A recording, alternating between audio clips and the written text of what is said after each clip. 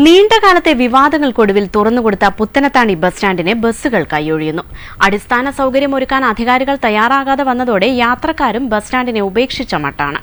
അടിസ്ഥാന സൗകര്യങ്ങൾ ഒരുക്കിയില്ലെങ്കിൽ ബസ്സുകൾ സ്റ്റാൻഡിൽ കയറ്റേണ്ടതില്ലെന്ന തീരുമാനത്തിലാണ് തൊഴിലാളികൾ.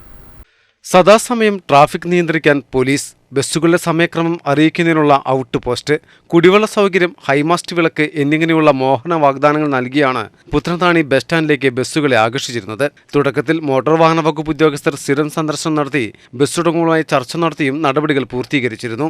എന്നാൽ ഉദ്ഘാടനം കഴിഞ്ഞ് ആവേശം തണുത്തതോടെ ബസ് ഉടമകൾക്ക് നൽകിയ പല വാഗ്ദാനങ്ങളും പാഴ്വാക്കായി.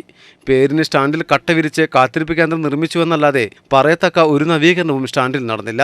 ലക്ഷങ്ങൾ ചെലവഴിച്ച് കംഫർട്ട് സ്റ്റേഷനും വാട്ടർ ടാങ്കും സ്ഥാപിച്ചുവെങ്കിലും ഒരാഴ്ച മുമ്പുണ്ടായ ശക്തമായ കാറ്റിൽ കംഫർട്ട് സ്റ്റേഷന്റെ മേൽക്കൂരയും ടാങ്കും നിലം പൊത്തി. അശാസ്ത്രീയമായ നിർമ്മാണമാണ് മേൽക്കൂര തകർന്നു വീഴാൻ കാരണമെന്ന് ബസ് തൊഴിലാളികൾ ആരോപിക്കുന്നു. ഇതൊരു ബസ് സ്റ്റാൻഡ് എന്ന് പേര് പറഞ്ഞുകൊണ്ട് ബസ് സ്റ്റാൻഡ് തുറന്നിട്ടെന്നല്ലാതെ ഇതിനൊരു അടിസ്ഥാന സൗകര്യമോ ഒരു കാര്യമോ ഇതിൻ്റെ അകത്ത് പഞ്ചായത്ത് അധികൃതർ തയ്യാറാക്കിയിട്ടില്ല. ഒരു ബസ് സ്റ്റാൻഡ് എന്ന് പറയാനുള്ള യാതൊരു ഇതും ഇതിനകത്തില്ല. ദിനംപ്രതി 1000-ലധികം യാത്രക്കാർ വന്നു പോകുന്ന ബസ് സ്റ്റാൻഡിൽ പ്രാഥമിക സൗകര്യങ്ങൾ നിർവഹിക്കാൻ സൗകര്യമില്ലാത്തത് യാത്രക്കാരെ ഏറെ പ്രയാസത്തിലാക്കുന്നു. കംഫർട്ട് സ്റ്റേഷന്റെ മേൽക്കൂര തകർന്നു വീണ് ഒരാഴ്ച കഴിഞ്ഞിട്ടും ടാങ്കും മേൽക്കൂരയും പുനഃസ്ഥാപിക്കാൻ അധികൃതർ തയ്യാറായിട്ടില്ലെന്നാണ് ബസ് ജീവനക്കാരുടെ മറ്റൊരു പരാതി. ഒരു 10-40 ബസ്സോളം ഇവിടെ കയറി ഇറങ്ങുന്നതാണ്. അതിലെ ജീവനക്കാരനെ ഒരുപാട് ആൾക്കാരുണ്ട്. അപ്പോൾ എങ്ങനെയാലും 2-3 മിനിറ്റ് ഗ്യാപ്പിലൊക്കെ വരുമ്പോൾ ജസ്റ്റ് ഒന്ന് മൂത്രമൊഴിക്കാനുള്ള സൗകര്യം പോലും ഇവിടെ ഇല്ല. ഇതിൻ്റെ പേര് പറഞ്ഞിട്ട് നമ്മൾ സ്റ്റാൻഡിലുള്ള ആൾക്കാരായിട്ട് ഒന്നും പറയലുണ്ട്. അവർ പഞ്ചായത്തിൽ പറയാൻ പറഞ്ഞ് പഞ്ചായത്തിൽ നിന്ന് പറഞ്ഞിട്ട് ഒരു കാര്യമൊന്നും കിട്ടുന്നില്ല.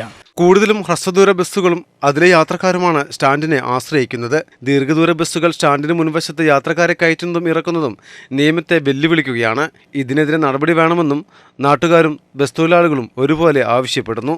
അടിയന്തരമായി കംഫർട്ട് സ്റ്റേഷന്റെ തകർന്ന മേൽക്കൂര പുനഃസ്ഥാപിച്ച് യാത്രക്കാരുടെയും തൊഴിലാളികളുടെയും പ്രയാസങ്ങൾക്ക് പരിഹാരം കാണാത്ത പക്ഷം ബസ് സ്റ്റാൻഡിൽ ബസ്സുകൾ പ്രവേശിപ്പിക്കേണ്ടതില്ലെന്ന തീരുമാനത്തിലാണ് ഉടമകൾ. മലബാർ ന്യൂസ്, പുത്തനത്താണി.